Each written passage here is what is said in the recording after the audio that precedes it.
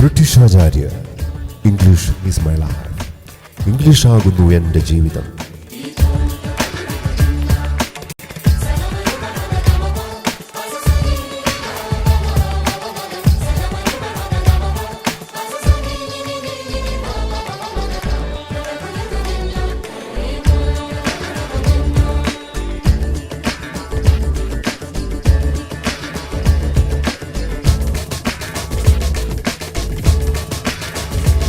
നമ്മളിപ്പോൾ ഈ വീഡിയോയുടെ ലാസ്റ്റ് ഭാഗത്തേക്ക് കടന്നിരിക്കുകയാണ്. I hope you are very happy now because you have experienced what we are, right? അതുകൊണ്ട് തന്നെ നിങ്ങൾ ഹാപ്പിയാണ്. ഈ യാത്രയിൽ ബ്രിട്ടീഷ് ആചാര്യയ്ക്ക് എന്ത് ചെയ്യുവാൻ സാധിക്കും എന്നുള്ളത് നിങ്ങൾ കണ്ടറിഞ്ഞു കഴിഞ്ഞു. ഞങ്ങളെ വിശ്വസിക്കുവാൻ സാധിക്കുമോ എന്നുള്ളത് നിങ്ങൾ കണ്ടു കഴിഞ്ഞു. Whether you can trust us, whether you can believe in us, അത് ഞങ്ങൾ തെളിയിച്ചു കഴിഞ്ഞു. ഇനി നമുക്ക് കാണുവാനുള്ളത് ലാസ്റ്റ് വാചകമാണ്. She must have missed her purse എന്നുള്ള വാചകം. ബാക്കിയുള്ള 3 വാചകങ്ങൾ നമ്മൾ കണ്ടു കഴിഞ്ഞു. There must have been a function in this hall. She must have had chicken pox. He must have been our MP. ഇതൊരു അനുമാനത്തിൻ്റെ വാചകങ്ങളാണ് ഈ 4, ഒരു ഊഹത്തിൻ്റെ വാചകങ്ങളാണ് ഈ 4 എന്ന് നമ്മൾക്ക് മനസ്സിലാകാൻ കാരണം ഇവിടെ മസ്റ്റ് എന്ന വാക്ക് അനുമാനത്തിൻ്റെ അല്ലെങ്കിൽ ഊഹത്തിൻ്റെ വാക്കായിട്ട് നിലകൊള്ളുന്നു. 4ലും ഹാവ് ഉണ്ട്. ആ ഹാവ് വിളിച്ചു പറയുന്നത് ഇപ്പോഴും റിസൾട്ട് ക്രിയാകുടുംബത്തിൽ നിന്ന് വന്ന വാക്കുകളിലെ 3ാമത്തെ വാക്കായ ആ വാക്ക് ഒരു പൂർണ്ണതയെ സൂചിപ്പിക്കുന്നു എന്നും നമ്മൾ മനസ്സിലാക്കി. ഇനി ഇവിടെ ഏറ്റവും കൂടുതൽ ഉപയോഗിക്കപ്പെടുന്ന ആശയത്തിൽ നിന്നുള്ള ഒരു ഘടനയാണ്, ഒരു വാചകമാണ് ഈ 4ാമത്തെ വാചകം. ആശയങ്ങൾ എന്താണെന്ന് അറിയുവാനായിട്ട് നിങ്ങൾ കാണേണ്ട വീഡിയോ മറക്കരുത്. 16ഉം 17ഉം ആശയം എന്താണ് എന്ന് അത് മനസ്സിലാക്കി നിങ്ങൾക്ക് തരും. ഓക്കെ, രസകരമായൊരു വീഡിയോ ആണത്.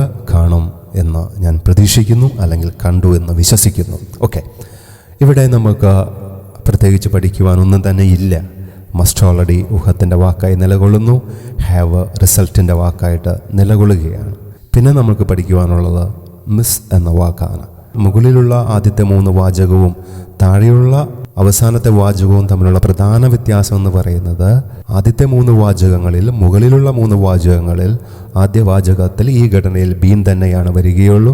2ാമത്തെ വാചകത്തിൽ ഈ ഘടനയിൽ ഹാഡ് തന്നെയാണ് വരികയുള്ളൂ. 3ാമത്തെ വാചകത്തിൽ ഈ ഘടനയിൽ ബീൻ തന്നെയാണ് വരികയുള്ളൂ. ഈ ഘടനയിലാണ് ഞാൻ പറയുന്നത് ബീനാണ് വരികയുള്ളൂ. ഈ ആശയത്തിൽ പല ഘടനകളുണ്ട്, പക്ഷേ ഈ ഘടനയിൽ മസ്റ്റ് ഹാവ് വരുന്ന ഘടനയിൽ ബീൻ തന്നെയാണ് വരികയുള്ളൂ. എന്നാൽ 4ാമത്തെ വാചകത്തിൽ അങ്ങനെയല്ല. മസ്റ്റ് ഹാവ് കഴിഞ്ഞാൽ പല വാക്കുകൾ വരാം, അല്ലെങ്കിൽ ഒരു മിസ് മാത്രമല്ല, പലതും നമുക്ക് വരുവാനായിട്ട് സാധിക്കും. ഈ വാക്കുകളുടെ കുടുംബത്തെയാണ് നമ്മൾ ഡു കുടുംബം എന്ന് വിളിക്കുക. ചെയ്യുക എന്ന ഒരു കുടുംബം. നമുക്ക് ഇഡിയും ING ഒക്കെ ചേർത്ത പല വാക്കുകൾ നമ്മൾ കേട്ടിട്ടുണ്ട്. ആ വാക്കുകൾ അടങ്ങുന്ന കുടുംബമാണ് ഈ ഡു കുടുംബം. അപ്പോൾ ഈ വാചകം ഡു എന്ന ആശയത്തിലുള്ളതാണ്. ഈ 4ാമത്തെ വാചകം കൂടുതൽ അറിയണമെങ്കിൽ 16ഉം 17ഉം കാണുക. ഓക്കെ, ഇവിടെ മിസ്ഡ് ആണ് കൊടുത്തിരിക്കുക. പ്ലേഡ് വരാം, ഓപ്പൺഡ് വരാം, ക്ലീൻഡ് വരാം, ഇല്ലേ, ഡാൻസ്ഡ് വരാം, പല പല വാക്കുകൾ ഇവിടെ വരാം. മിസ്സിന് പകരമായി വരാം. പക്ഷെ മറ്റുള്ള 3 വാചകങ്ങളിൽ അവിടെ അത് തന്നെയായിരിക്കും വരിക എന്നുകൂടി മനസ്സിലാക്കുക. ആ ഘടനകളിൽ അത് തന്നെയായിരിക്കും വരിക. ഉദാഹരണങ്ങൾ നമ്മൾ കാണുന്നുണ്ട്. ഏതായാലും ഏകദേശം ഒരു ഐഡിയ നിങ്ങൾക്ക് കിട്ടിയെന്ന് വിശ്വസിക്കുന്നു. പോകാം. ഇപ്പോൾ നിങ്ങളൊരു പടം കാണുന്നുണ്ട്. ആ പടത്തിൽ നോക്കുമ്പോൾ ഒരു നഷ്ടപ്പെടലിൻ്റെ ധ്വനി അല്ലെങ്കിൽ ഒരു അവസ്ഥ ആ പടം നിങ്ങൾക്ക് നൽകുന്നുണ്ടോ എന്നുള്ളതാണ്. തീർച്ചയായിട്ടും ഉണ്ട്. ആ ലേഡിയെ നമ്മൾ നോക്കുമ്പോൾ ഒരു എന്തോ നഷ്ടപ്പെട്ട പോലെ നമ്മൾക്ക് തോന്നുന്നുണ്ട്. നഷ്ടപ്പെടുക എന്നതിനുള്ള വാക്കുകളാണ് ലൂസ് അല്ലെങ്കിൽ മിസ്. നമ്മളിവിടെ മിസ്സാണ് കൊടുത്തിരിക്കുക. ഇനി ആ പടത്തിലേക്ക് നോക്കുമ്പോൾ നഷ്ടപ്പെട്ടതായിട്ടാണോ നമ്മൾ ഫീൽ ചെയ്യുന്നത്, അതോ നഷ്ടപ്പെടുവാനായിട്ട് പോകുന്നതായിട്ടാണോ ഫീൽ ചെയ്യുന്നത്? ബാഗിൽ നിന്ന് വലിച്ചു വാരി കുറച്ച് കാര്യങ്ങൾ പുറത്തിട്ടിട്ടുണ്ട്. അപ്പോൾ എന്തോ നഷ്ടപ്പെട്ടതായിട്ടാണ് നമ്മൾ കാണുന്നത്, ഇല്ലേ? നഷ്ടപ്പെടുക എന്ന വാക്കായ മിസ്, ആ വാക്കിനൊരു പൂർണ്ണത ആയി. ഓക്കെ, ഇവിടെ പൂർണ്ണത കാണിക്കാൻ നമ്മൾ ഉപയോഗിക്കുന്നത് എന്താണ്? ഇഡിയാണ്. മറ്റു വാക്കിൽ ബീനിൽ തന്നെ പൂർണ്ണതയുണ്ട്, ഹാഡിൽ തന്നെ പൂർണ്ണതയുണ്ട്. പക്ഷെ ഇവിടെ ഇഡി ചേർത്തുകൊണ്ടാണ് നമ്മൾ എന്താക്കുക? ഇതിനെ പൂർണ്ണത കാണിക്കുക, പെർഫെക്ഷൻ കാണിക്കുക. അതുകൊണ്ട് ഇവിടെ നമ്മൾ ഇഡി ചേർത്തിരിക്കുന്നു. എന്താക്കി മാറ്റിയിരിക്കുന്നു? മിസ്ഡാക്കി മാറ്റിയിരിക്കുന്നു, ഇല്ലേ? ഈ ഡു കുടുംബത്തിനും സെക്കൻഡ് ഫോം ഉണ്ട്, തേർഡ് ഫോം ഉണ്ട്, ഇല്ലേ? Play, played, played, play, played രണ്ട് പ്ലേഡ് ഉണ്ട് അല്ലേ? ആദ്യ പ്ലേഡ് എന്താണ്? സെക്കൻഡ് ഫോമാണ്.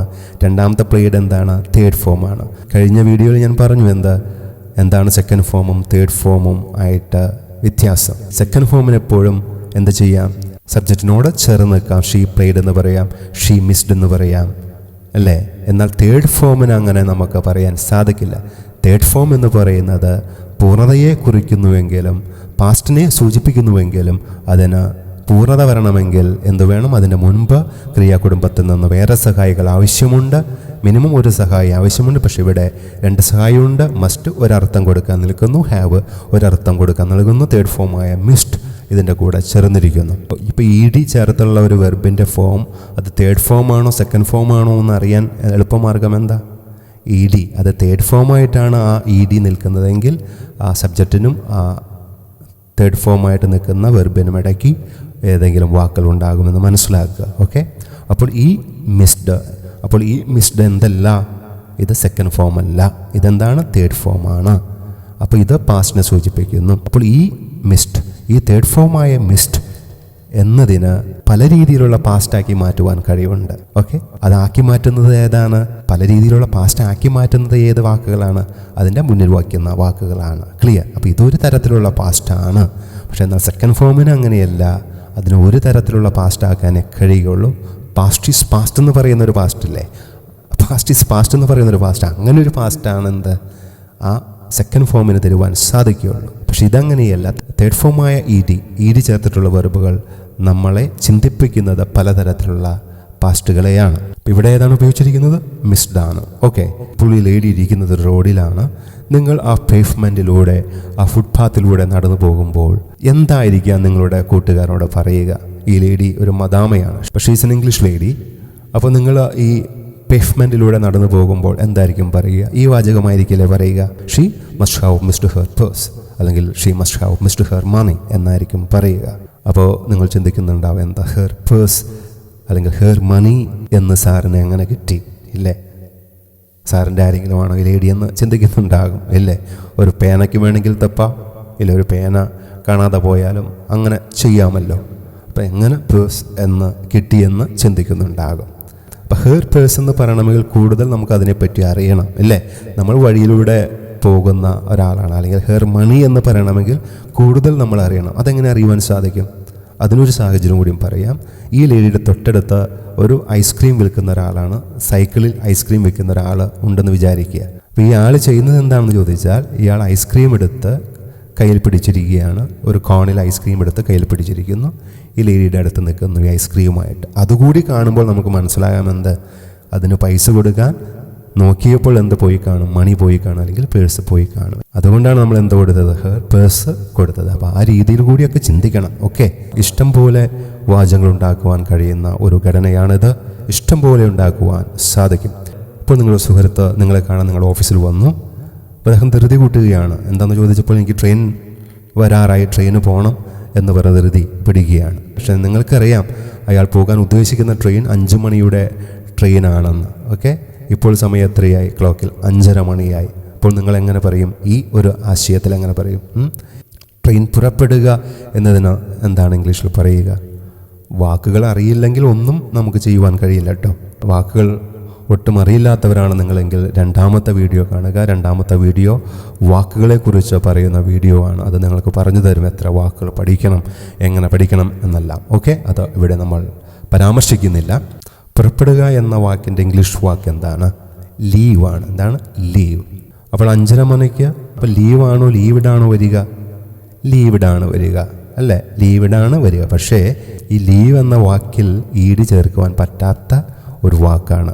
ഇതിനെയാണ് ഇറഗുലർ വെർബ് എന്ന് പറയുക. ഓക്കെ, ചില വാക്കുകൾക്ക് നമുക്ക് ഈടി ചേർക്കുവാൻ സാധിക്കില്ല. നിങ്ങൾ പേടിക്കേണ്ട, അധികമൊന്നുമില്ല, കുറച്ച് വാക്കുകളേ ഉള്ളൂ. തേർഡ് ഫോമും സെക്കൻഡ് ഫോമും മാറിപ്പോകുന്ന വാക്കുകളുണ്ട്. ഇപ്പം ഗോയുടെ സെക്കൻഡ് ഫോം വെൻഡ് ആണെന്നറിയാം, കീപ്പ് കെപ്റ്റ് ആണെന്നറിയാം, കീപ്പിൻ്റെ സെക്കൻഡ് ഫോം കെപ്റ്റ് ആണെന്നറിയാം, ടീച്ചിൻ്റെ സെക്കൻഡ് ഫോം ടോട്ട് ആണെന്നറിയാം, സ്പീക്കിൻ്റെ സെക്കൻഡ് ഫോം സ്പോക്കാണ്, തേർഡ് ഫോം സ്പോക്കൺ ആണ്. അങ്ങനെ കുറച്ച് നമ്മളെ ചുറ്റിക്കുന്ന കുറച്ച് വാക്കുകളുണ്ട്. അത് നമുക്ക് മാറ്റി പഠിക്കണം. അതിനുള്ള വീഡിയോ വേറെയുണ്ട്. നമ്മൾ ചുറ്റിക്കുന്ന സെക്കൻഡ് ഫോമും തേർഡ് ഫോമുള്ള വാക്കുകൾ ഏതാണെന്ന് മാറ്റി പഠിച്ചേക്കുക. അല്ലാതെ അതിന് വേറെ നിവൃത്തിയൊന്നുമില്ല. അത് പഠിക്കുക, അത് കുറച്ചേ ഉള്ളൂ. ബാക്കി എല്ലാം തന്നെ നമുക്ക് തേർഡ് ഫോം കിട്ടണമെങ്കിൽ എന്ത് ചേർക്കാം? ED ചേർത്ത് നമ്മൾക്ക് ചെയ്യുവാൻ സാധിക്കും. അപ്പം ലീവ് എന്ന വാക്ക് ലീവ്ഡ് അല്ല, മറിച്ച് ലെഫ്റ്റാണ്. എന്താണ്? ലെഫ്റ്റ്. ഓക്കെ, അപ്പം അതിൻ്റെ തേർഡ് ഫോം എന്താണ്? ലീവ്ഡ് അല്ല. ലീവ് എന്ന് പറയുന്നത് ഒരു ഇറഗുലർ വെർബായതുകൊണ്ട് അതിൽ ED ചേർത്താൽ നമുക്ക് എന്ത് കിട്ടില്ല? തേർഡ് ഫോം കിട്ടില്ല. മറിച്ച് നമുക്ക് അതിൻ്റെ തേർഡ് ഫോം വേറെ പഠിച്ചെടുക്കണം. അത് ലെഫ്റ്റാണ്. അപ്പോൾ ഇവിടെ മിസ്ഡിന് പകരം എന്താണ്? ലെഫ്റ്റ് കൊടുക്കാം. എങ്ങനെ പറയുവാൻ സാധിക്കും? That train must have left. What's the time now? A man, be here. You won't get it. What's the time? It's 5:30. You won't get it. It must have left. അണ്ട ആ രീതിയിൽ നമുക്ക് പറയുവാൻ സാധിക്കും. എത്രയോ വാചകം നമ്മൾ അങ്ങനെ ഉപയോഗിക്കാറുണ്ട്. അടുത്ത ഷോക്കിൽ പോകാം. The movie must have started. വേഗം പോകാം. They must have reached the station. അങ്ങനെ എത്ര രീതിയിൽ പറയാം. ഇനിയിപ്പോൾ ഈ ലേഡി പറയുന്നത് എങ്ങനെയായിരിക്കും? ലേഡിക്ക് എന്തിൻ്റെ ആവശ്യമില്ല? മസ്റ്റിൻ്റെ ആവശ്യമില്ല. അപ്പോൾ ലേഡി എങ്ങനെ പറയും? I have missed my purse. Right? നമ്മൾ ചോദിക്കുകയാണെങ്കിൽ എങ്ങനെ ചോദിക്കും? Have you missed your purse? നമ്മളെങ്ങനെ ചോദിക്കും? Have you missed your purse? എന്താ ഹാവ് എങ്ങനെ കിട്ടി? ആ നഷ്ടപ്പെടലിൻ്റെ ഒരു സാഹചര്യം അവിടെ ഉള്ള കാരണം നമ്മൾ എന്ത് ചോദിച്ചു? Have you missed your purse? Right? നമുക്ക് വേറെ രീതിയിൽ ഇതൊന്നും കൂടി പറയാം. വേറെ രീതിയിൽ ഇതൊന്നും കൂടി പറയാം. നിങ്ങൾക്കൊരു പേഴ്സ് വഴിയിൽ കിടന്ന് കിട്ടിയെന്ന് വിചാരിക്കുക. നല്ല മനോഹരമായ ഒരു പേഴ്സ്, ഒരു ലേഡീസ് പേഴ്സ് വഴിയിൽ നിന്ന് കിട്ടിയെന്ന് വിചാരിക്കുക. അതിനതുമായിട്ട് നിങ്ങൾ ഇങ്ങനെ വരികയാണ്. വരുമ്പോഴാണ് ഈ ലേഡിയെ കാണുന്നത്. അപ്പോൾ ലേഡിയോട് ചോദിക്കാമല്ലോ, have you missed your purse? അപ്പോൾ ലേഡി എന്ത് പറയും? Yes I have. Have you got it? കിട്ടിയോ എന്നൊക്കെ ചോദിക്കും. ക്ലിയർ?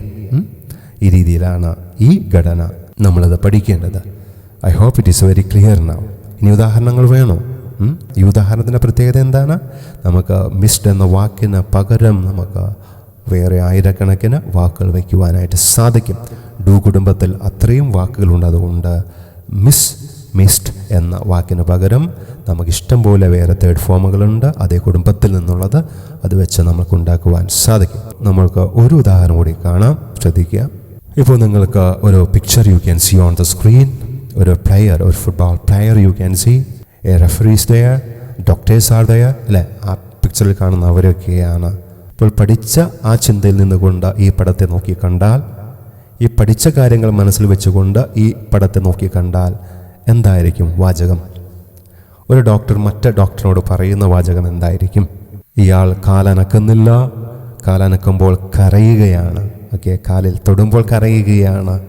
ആ ഒരവസ്ഥയിലാണ് ഇപ്പോൾ ഉള്ളതെങ്കിൽ ഒരു ഡോക്ടർ മറ്റു ഡോക്ടറോട് പറയുന്നത് എന്തായിരിക്കും? ഒടിയുക എന്നതിൻ്റെ ഇംഗ്ലീഷ് വാക്ക് ഏതാണ്? ബ്രേക്ക് ആണ്, അല്ലേ? അപ്പോൾ കാലിൽ തൊടുമ്പോൾ അത്രയ്ക്ക് കരയുകയാണെങ്കിൽ എന്തായിരിക്കും? ആ ബ്രേക്ക് എന്നതിനൊരു പൂർണ്ണത വന്നു, അല്ലേ? ബ്രേക്ക് ആയി കഴിഞ്ഞു. അപ്പോൾ അതിൻ്റെ തേർഡ് ഫോം നമ്മൾ കൊണ്ടുവരണം. ബ്രേക്കിഡ് എന്ന് പറയാൻ പറ്റുമോ? ബ്രേക്കും ഒരു ഇറഗുലർ വെർബായതുകൊണ്ട് നമ്മൾ അതിൻ്റെ തേർഡ് ഫോം വേറെ പഠിക്കണം. ഓക്കെ, നിങ്ങൾ പേടിക്കേണ്ട നിസ്സാര വാക്കുകളേ ഉള്ളൂ. ബാക്കിയെല്ലാം നമുക്ക് തേർഡ് ഫോം കിട്ടണമെങ്കിൽ ED ചേർക്കുവാൻ സാധിക്കും. ഇവിടെ അത് ഇറഗുലർ ആയതുകൊണ്ട് വേറെ പഠിക്കണം. ഏതാണ് അതിൻ്റെ തേർഡ് ഫോം? ബ്രോക്കൺ ആണ്. എന്താണ് ബ്രോക്കൺ? അപ്പോൾ ഇവിടെ ബ്രോക്കണ് സാധ്യതയുണ്ടോ? ആ വാക്ക് വാചകത്തിൽ ഉപയോഗിക്കുവാൻ സാധ്യതയുണ്ടോ? ഉണ്ട്. കാരണം എന്താ? കാല തൊടുമ്പോഴേക്കും എന്ത് ചെയ്യുന്നു? ഇയാൾ കിടന്ന് കരയുകയാണ്. അപ്പോൾ എന്ത് പറയും? He must have broken his leg. Doctor എന്ത് പറയും? He must have broken his leg. ഒടിഞ്ഞു കാണും, ഒടിച്ചു കാണും എന്നൊക്കെയാണ് പറയുക, അല്ലേ? ആദ്യത്തെ എക്സാമ്പിളിൽ ഏതായിരുന്നു? നഷ്ടപ്പെട്ടു കാണും, അല്ലേ? She must have missed her purse. നഷ്ടപ്പെട്ടു കാണും. ഇവിടെ ഏതാണ് അർത്ഥം? He must have broken his leg. ഒടിഞ്ഞു കാണും, അദ്ദേഹത്തിൻ്റെ കാല് ഒടിഞ്ഞു കാണും എന്നുള്ള അർത്ഥത്തിലാണ് ഇവിടെ പറയുന്നത്. പറഞ്ഞു വന്നുകൂടി, He must have broken his leg. Okay, ഇനി അയാളുടെ കരച്ചിൽ വകവയ്ക്കാതെ ആ കാലെടുത്ത ഡോക്ടേഴ്സ് പൊക്കുകയാണ്. അപ്പോൾ ആ കാലിൻ്റെ ഷേപ്പ് മാറുന്നു. അപ്പോൾ ആ ഷേപ്പ് മാറിയപ്പോൾ പിന്നെ എന്തിൻ്റെ ആവശ്യമില്ല? മസ്റ്റിൻ്റെ ആവശ്യമില്ല. അവർക്ക് പൂർണ്ണമായി മനസ്സിലായി എന്ത് ഒടിഞ്ഞു എന്നുള്ളത്. അപ്പോൾ എന്ത് പറഞ്ഞു? മസ്റ്റില്ലാതെ പറഞ്ഞു എന്ത്? He has broken his leg. കണ്ട, മറ്റത് വെറുതെ കിടന്നപ്പോഴാണ് എന്ത് പറഞ്ഞത്? കരഞ്ഞപ്പോഴാണ് എന്ത് പറഞ്ഞത്? He must have broken his leg. എന്നാൽ കാല് പൊക്കി നോക്കിയപ്പോൾ കാലിൻ്റെ ഷേപ്പ് മാറി. ഒടിഞ്ഞതായി അവർക്ക് മനസ്സിലായി. അപ്പോൾ വാചകം എന്താക്കി പറഞ്ഞു? He has broken his leg. He ആയതുകൊണ്ട് ഹാസ് വന്നു. ഓക്കെ, ഇനിയിപ്പോൾ ഈ റെഫറി ഡോക്ടറോട് ചോദിക്കുകയാണെങ്കിൽ എങ്ങനെ ചോദിക്കും? Has he broken his leg? ഉണ്ടോ? Has he broken his leg? ഉണ്ടോ? അദ്ദേഹവും ഷേപ്പ് മാറിയത് കണ്ടു, പക്ഷെ അദ്ദേഹത്തിന് ഡോക്ടറെ പോലെ ഒടിഞ്ഞു എന്ന് അങ്ങോട്ട് ചിന്തിക്കാൻ പറ്റുന്നില്ല. അപ്പോൾ അവരോട് ചോദിക്കുകയാണ് എന്താ? Has he broken his leg? അപ്പോൾ ഡോക്ടർ എന്ത് പറയും? Yes, he has broken his leg. കണ്ടോ? ഈ രീതിയിലാണ് നമ്മൾ പറയുക. Okay, got an idea. അവിടെ ഹാസ് സൂചിപ്പിക്കുന്നത് റിസൾട്ടാണ്. അയാൾ എവിടെയുണ്ട്? അയാൾ ആ ഗ്രൗണ്ടിൽ തന്നെയുണ്ട്. ആ ഒടിഞ്ഞതിൻ്റെ റിസൾട്ട് ഇപ്പോഴും അവിടെ കാണുന്നുണ്ട്. അതുകൊണ്ടാണ് അയാൾ ഗ്രൗണ്ടിൽ കിടക്കുന്നത്, ആ ഒടിഞ്ഞ സ്ഥലത്ത് തന്നെ കിടക്കുന്നത്. അതുകൊണ്ടാണ് അവിടെ ഹാസ് കയറി വന്നത്. Has he broken his leg? Yes, he has broken his leg. Okay, ഇനി ഫുട്ബോൾ പ്ലെയറിന് കാണാമോ കാലം ഒടിഞ്ഞോ ഇല്ലയോ എന്നുള്ളത്? അപ്പോൾ ഇല്ല. അപ്പോൾ അദ്ദേഹം വേദന കൊണ്ട് പൊളയുകയാണ്. എന്നിട്ട് ചോദിക്കുകയാണ് എന്താണ്? How I broken my leg? ഇപ്പോൾ ചോദിക്കുന്നത് ആരാണ്? റെഫറി അല്ല. ഇപ്പോൾ ചോദിക്കുന്നത് ഈ പ്ലെയറാണ്, ഒടിഞ്ഞ ആളാണ്. അപ്പോൾ നിങ്ങൾ ചോദിക്കുമ്പോൾ അതിൻ്റെ ആ സൗണ്ട് മോഡുലേഷനൊക്കെ കൊടുക്കണം. ഇപ്പോൾ നേരിട്ടുള്ള ക്ലാസ്സുകളിലാണെങ്കിൽ ഞാനത് കാണിച്ചു തന്നേനെ. ഓക്കെ, രസകരമായിട്ട് ആ ഭാവവും കണ്ട് നിങ്ങൾക്ക് പഠിക്കാൻ പോകുന്നു. എങ്ങനെ ചോദിക്കും അയാൾ? How I broken my leg? ആ രീതിയിലായിരിക്കും ചോദിക്കുക. അപ്പോൾ ഡോക്ടർ എന്ത് പറയും? Yes, you have broken your leg. അല്ലേ? മനസാക്ഷിയില്ലാത്ത ഡോക്ടർ അല്ലേ? എന്ത് പറഞ്ഞു?